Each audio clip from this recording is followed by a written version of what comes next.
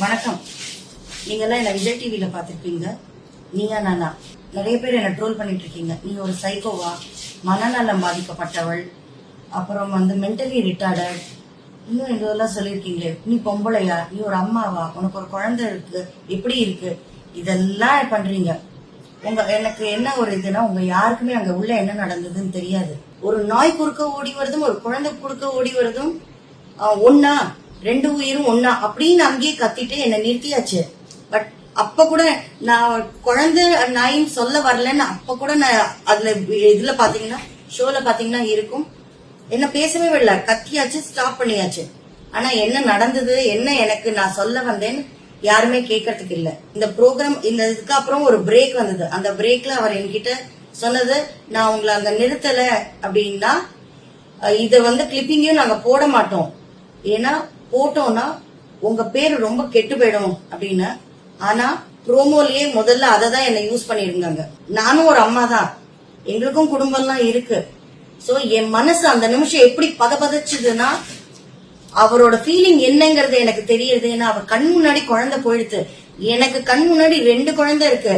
ஒண்ணு என் குழந்தை, இன்னொருத்தரோட குழந்தை, யாருன்னு எனக்கு தெரியாது. இததான் நான் சொல்றதுக்கு வந்தேன்.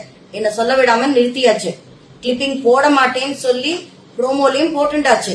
எதிரணி அப்படின்னு சொல்லி பாதிக்கப்பட்டவங்கன்னு உட்காந்து இருந்தாங்களே, அவங்கல இருந்து ஒருத்தர் தான் எனக்கு போன் பண்ணி, அக்கா போட மாட்டேன்னு சொன்னாங்களே, உங்களதான் அக்கா முதல்ல ப்ரோமோல போட்டிருக்காங்க இத அப்படின்னு சொன்னாங்க. எல்லாரும் இப்ப இன்னொரு ப்ரோமோ பார்த்து அதை ரொம்ப சிரிச்சிட்டு இருக்கீங்க. எனக்கு ரொம்பவே சந்தோஷம்.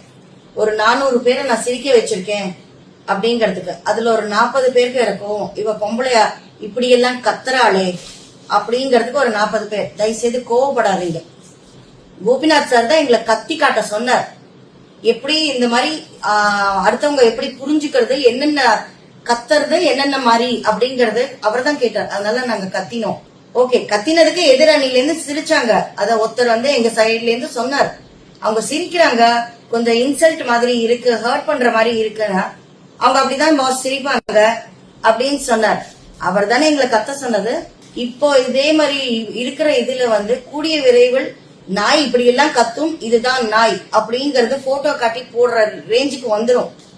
ஏன்னா நம்ம எல்லாரும் அது கிட்ட இருக்கிற வெறுப்பை காட்டிட்டு இருக்கிறதுனால என்னதான் ரொம்ப ட்ரோல் பண்ணி மீம்ஸ்க்கு எல்லாம் யூஸ் பண்ணிட்டு இருக்கீங்க, என் குரல் எல்லாம் யூஸ் பண்ணிட்டு இருக்கீங்க.